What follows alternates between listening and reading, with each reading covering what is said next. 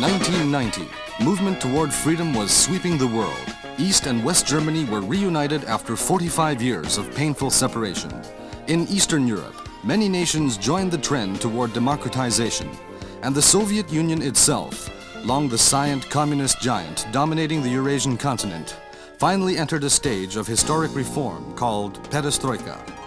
In a symbolic venture to celebrate the arrival of this new age, 13 people from 3 nations, Germany, the Soviet Union and Japan, undertook a remarkable 10,000-mile journey by car to realize the dream that all people can now travel across this vast stretch of the world.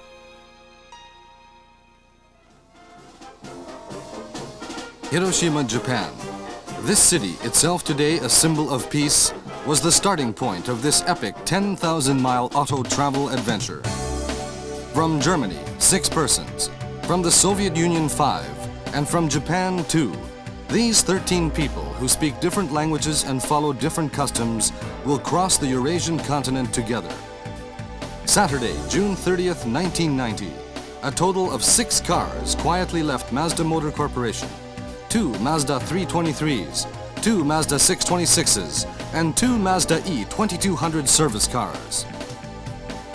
The route was first by road to Yokohama, then by ship to Nakodka, then by road to Moscow, onward to Warsaw, and finally ending in Berlin.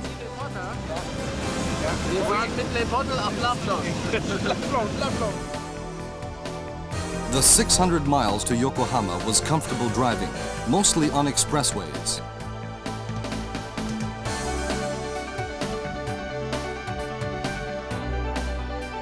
On the way, they stopped in Kyoto and visited a temple and, in the Japanese manner, prayed for a safe journey.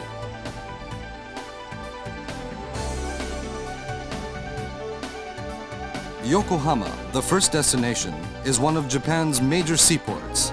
In preparation for departure the next morning, the 6 Mazda cars were loaded aboard the Russian ship Rusi. Regular ship transportation between Yokohama and Nakodka of both people and automobiles is proudly celebrating its 30th anniversary this year.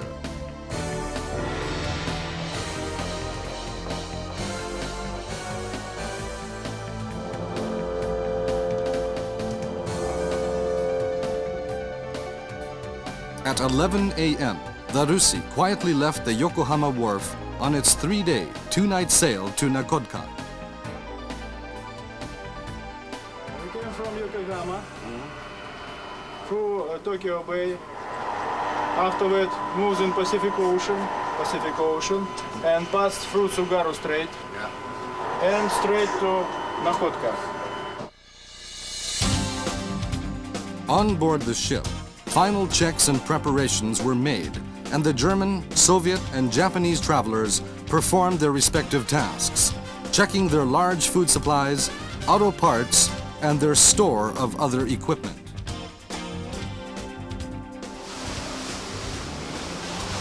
During the trip, the Pacific Ocean waves were high, and on board, water from the ship's swimming pool splashed out across the sun deck.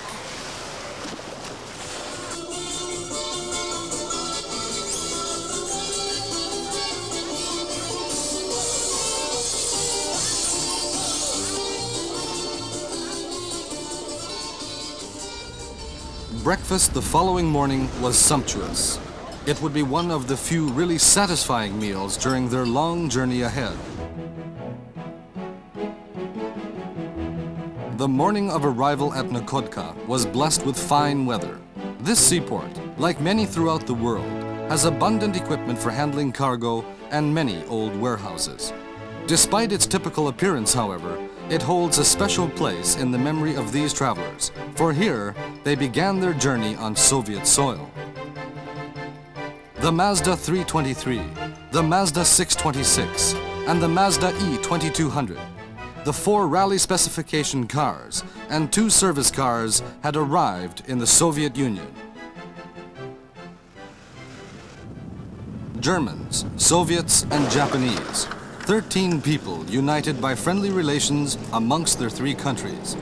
The group members include, from Germany, a representative from Mazda Motors Deutschland, which organized this travel adventure, 2 representatives from a car magazine, Autobild, and 3 persons from a TV station, RTL Plus TV. The 5 Soviet members are from a communications company, the Novosti Information Agency, and the 2 Japanese are from Mazda Motor Corporation. The 13 now begin their travel across the vastness of Siberia. Along the way, the thirsty travelers stopped for refreshment at a public fountain fed by underground mineral water. The first mechanical problem occurred with one of the service cars, and so automobile servicing had begun already.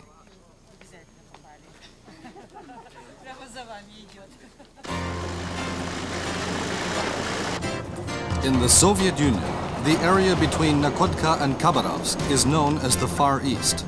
Here, the group has arrived in Birobidzhan, which reveals some typical scenes of a Siberian town.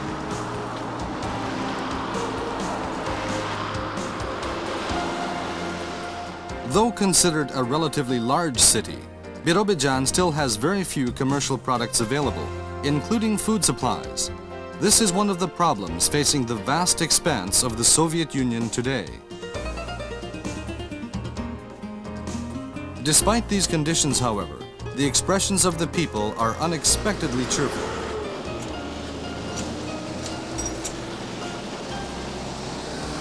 The Siberian roads seemed to extend forever, and they were as bad as expected. Rough conditions, mixed gravel and mud, and tire-damaging ruts took their toll on these cars, which are designed for city driving. Their low road clearance meant frequent impacts and scraping of each car's undersurface. In anticipation of such difficult conditions, the 6 cars were set to rally specifications, which included a strengthened undercover surface to minimize the risk of damage.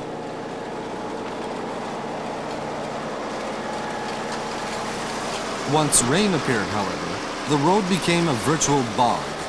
The Mazda E2200 service vehicles, which carried heavy loads of tires, parts, and other equipment, had to endure even greater driving stress than the other cars.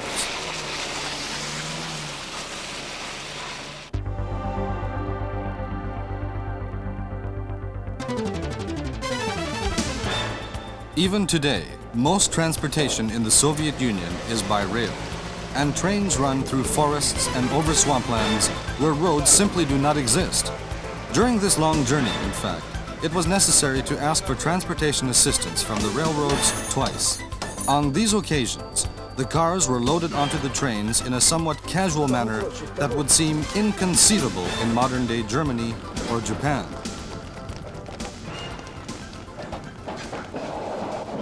The train from Shimanovsk traveled about 625 miles for 22 hours to Chirchinsk, across the green expanse of Siberia.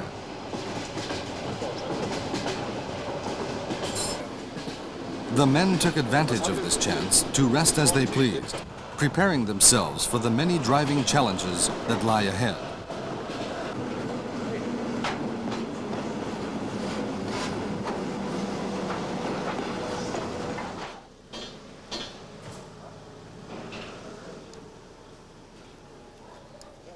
Amid the stillness and silence surrounding the platform, the group left the train.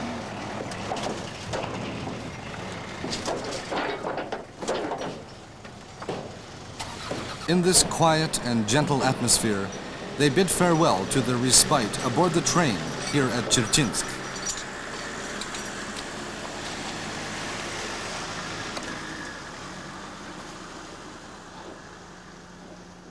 Without fanfare, the group again headed into the vastness of Siberia.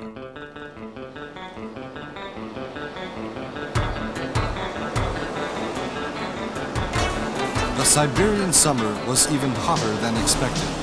During the journey, a total of 9 days exceeded 84 degrees Fahrenheit, and the temperature high reached 97 degrees. As such, they felt the full weight of a Eurasian summer. A particular problem of the Siberian roads was sharp, broken stones, 4 inches across. They became stuck in tires and made frequent tire changes necessary. While a hotel is usually considered a place to rest and refresh oneself after a long day of driving, A hotel in Siberia is a different story. The showers and toilets are often in bad condition, and many places do not have hot water. More harsh realities of life in the Russian countryside.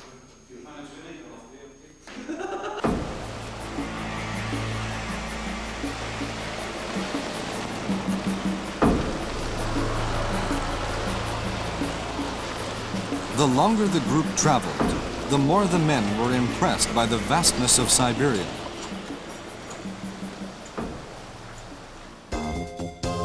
In the countryside towns, scenes that are common in other countries can be seen. These are among the few sources of entertainment for the local people.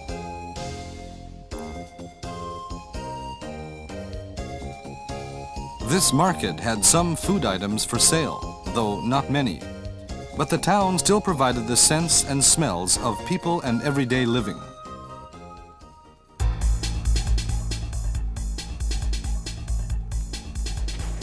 As the group moved continually west across the continent, their journey became, literally, a battle against the ground.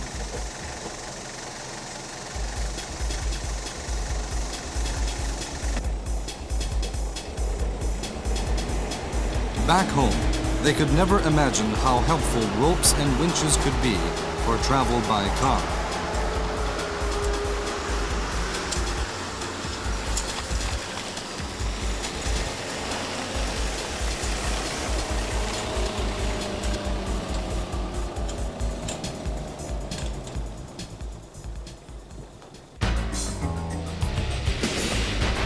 Siberia is green in summer, but its nature, nonetheless, resists smooth travel by car. The 6 cars head onward toward destinations far away.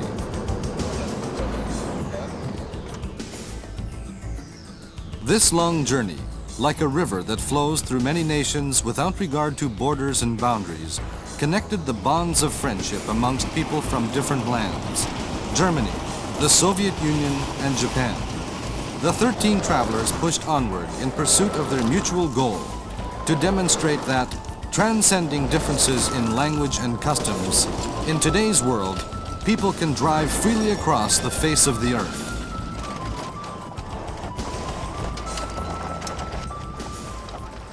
A moment's inattention results in a stuck vehicle. Because not all of the group's members are professional drivers, such difficulties were encountered many times. These incidents were handled by cooperative group teamwork.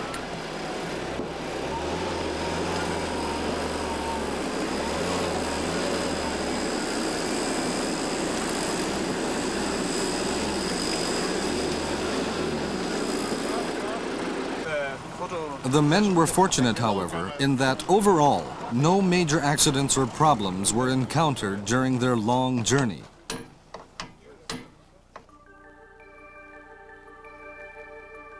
Under a blue sky, they arrived in the town of Ulan-Ude with its huge statue of Lenin. The group seems to dissolve into the vastness of the Soviet landscape.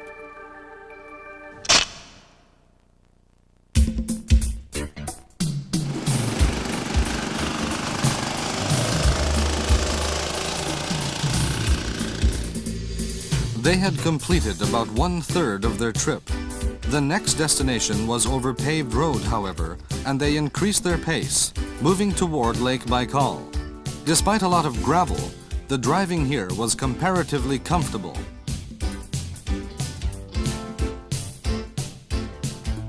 The travelers had heard, however, that the mountainous area along the eastern part of Lake Baikal had very undeveloped road conditions, and that the road became tortuous and was full of rough gravel. Any foreign car driving here would need to have a high road clearance and a reinforced undersurface.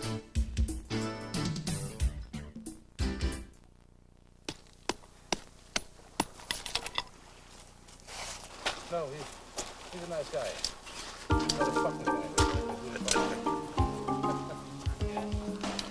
Before sunset in the early evening, the travelers set up a tent shelter for the night on the shore of Lake Baikal, one of the clearest and largest freshwater lakes in the world. Here, the group could feel Siberian nature in a way they would never know if they had stayed in a hotel.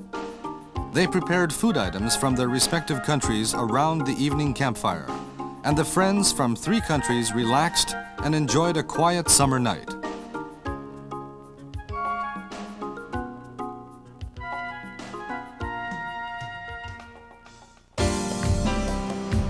The next morning, the group headed toward Irkutsk, the largest town on the shore of Lake Baikal. As this is a highland area, the heavily loaded service cars often experienced overheating.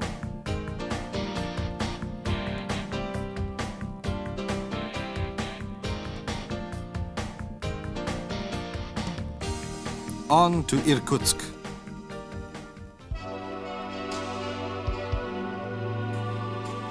This town has long been an industrial city, and its outdoor market, which is not managed by the central government, was full of products, including fresh vegetables and fruit.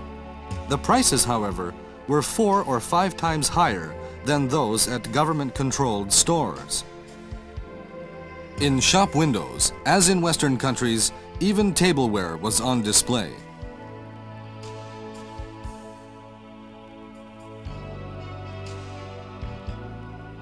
But there were long lines of people waiting to purchase everything.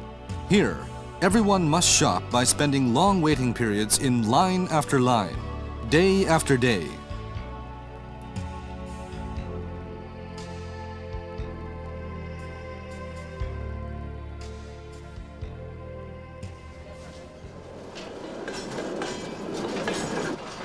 The next leg of travel from Irkutsk to Novosibirsk, again, was with the assistance of the Siberian Railway.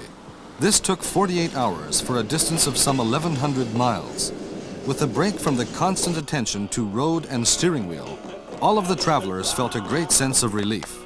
They could even relax enough to clap rhythmically with their hands and to appreciate this rare chance to unwind.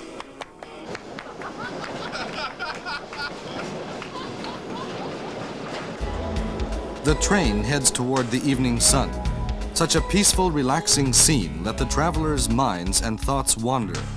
This portion of the journey had to be by rail because of the lack of roads in Siberia. As they watched the setting sun, the group members contemplated the challenge of their journey, wishing they did not have to have help from the trains at all. In the town of Novosibirsk, there was a welcoming group for the travelers, pretty girls in swimsuits, and another large statue of Lenin. Although this is a large city of 1 million people, still, the focus of daily attention is on the availability of food. Here, fresh summer nuts were on display.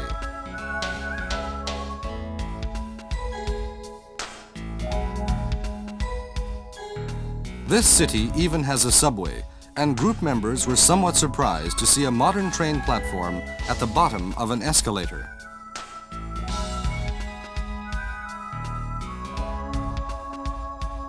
Seeing such a modern scene all of a sudden points out the huge gaps that exist in the vastness of Soviet Siberia.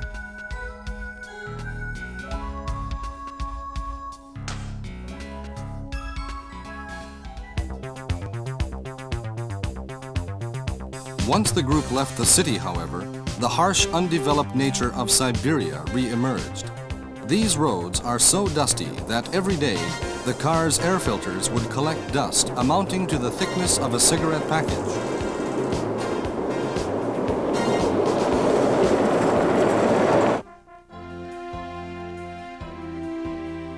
July 26th, 27 days after the group had left Hiroshima. The group was welcomed by the people of Petropavlovsk with a warm reception that included bread and flowers.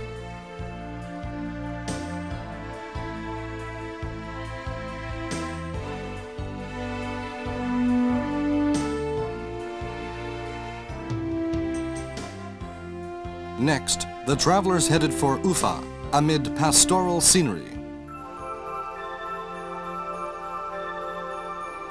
On the way, they encountered rain several times, but since most of the roadway was paved, they were able to drive at an ideal speed. The Ural Mountains run from north to south, forming the boundary between Asia and Europe. The temperature here is only 37 degrees Fahrenheit, and the air seemed to somehow bear a sense of Europe.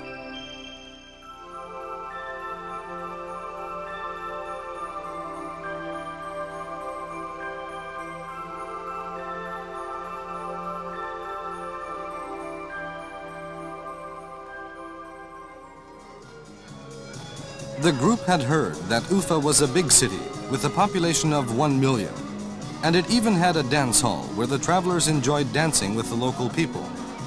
The city, however, proved to have only 5 stores on its main street. Such contradictions are another characteristic of Siberia.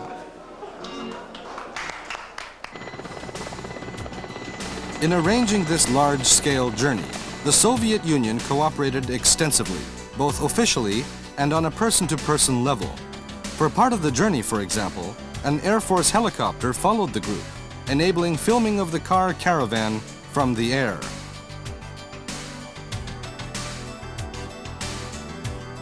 The road seemed to go on forever, like it could stretch around the entire globe.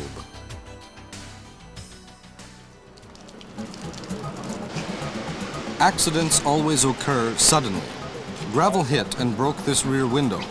To temporarily repair it during a cold rain took more time than expected, and the group got a real live taste of a cold Siberian summer.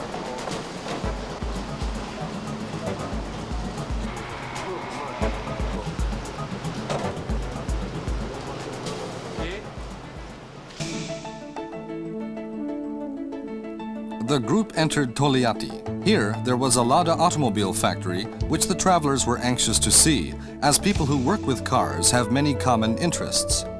The Lada is the largest scale mass production car in the Soviet Union. This factory was built in 1970, so it is more than 20 years old, and it employs 90,000 people. Equipment for the factory was brought in directly from Fiat, the Italian car maker, and the group members felt nostalgic as they watched the old conveyors in operation, parts being attached, and the cars assembled by somewhat older methods. The 90,000 workers produce about 750,000 Ladas per year. The workforce also includes Vietnamese and other foreigners. The visitors noted that the work progressed in a very casual manner, with frequent conveyor stoppages. Some workers chatted casually and others even played chess.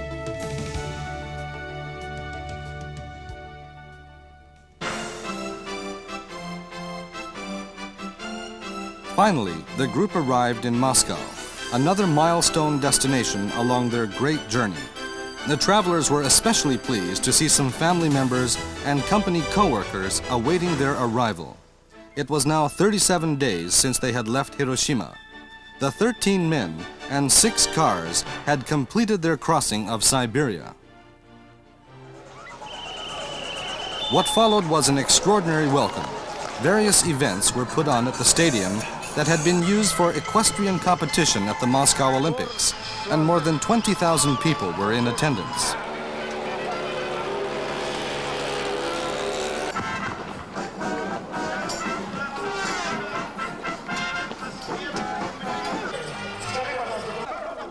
Champagne flowed in abundance, and the Moscow crowd cheered and applauded, enthusiastically congratulating the travelers on their heroic accomplishment.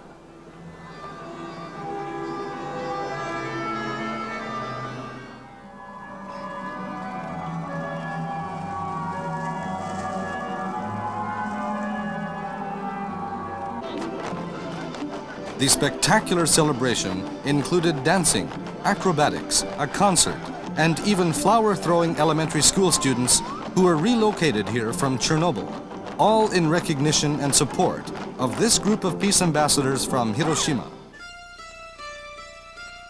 The next day was a holiday in Moscow. The city was filled with a pleasant artistic atmosphere.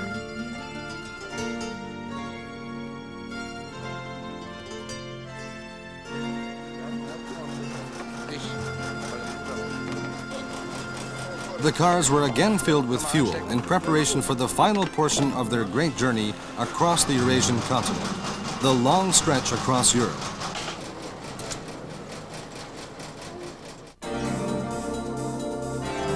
It is over 800 miles from Moscow to Warsaw, Poland.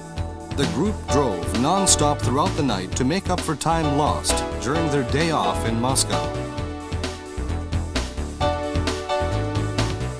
At 3 o'clock in the morning, they arrived at the Polish border where, in a heavy rain, they found about 1,000 cars lined up for 3 miles waiting to cross into Poland. Because of their police escort, the group was able to pass through this traffic, though they felt sorry for those who had to wait in the long line.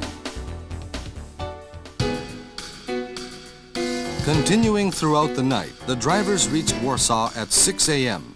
With the 2-hour time difference between Warsaw and Moscow, they had driven non-stop for 23 hours.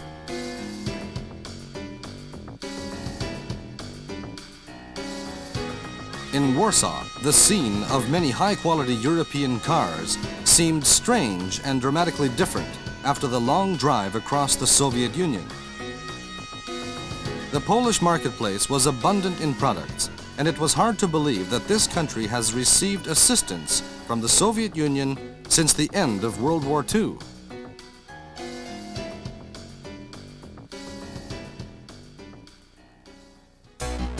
The 10,000-mile journey across Eurasia was rapidly approaching its final destination, Germany.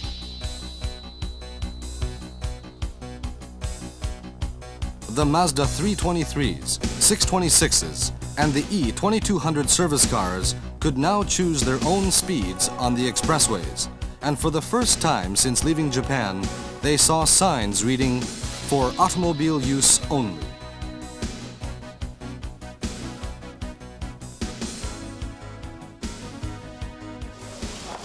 Now the group headed from Poland toward the former East Germany.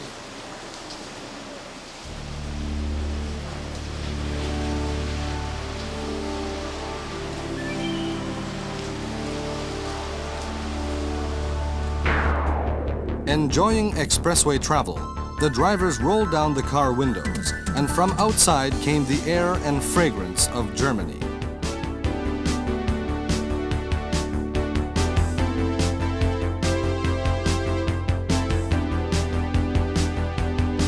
"42 days since leaving Hiroshima. Today, there is free access by car between East and West Berlin.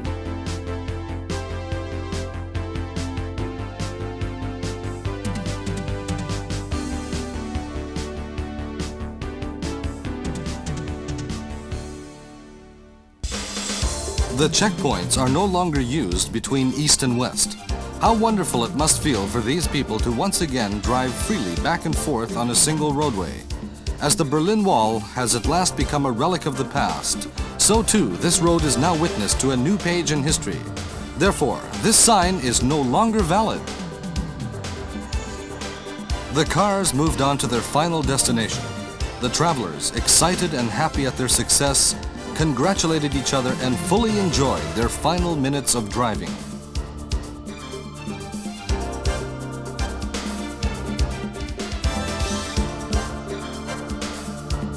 The 6 Mazdas lined up again as they had in Hiroshima at the start of their goal of a 10,000-mile transcontinental passage.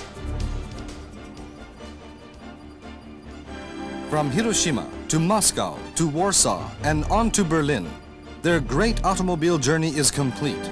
42 days and 10,000 miles.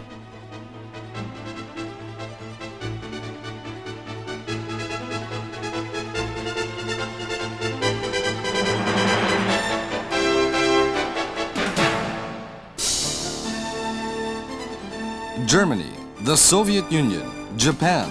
The 13 men from 3 nations had crossed international borders, the Eurasian continent, and the vastness of Siberia. The age of free travel by car across the world. The dream has been realized through friendship, the wish for peace, the courageous men who took on the challenge, and the 6 Mazdas that carried them through.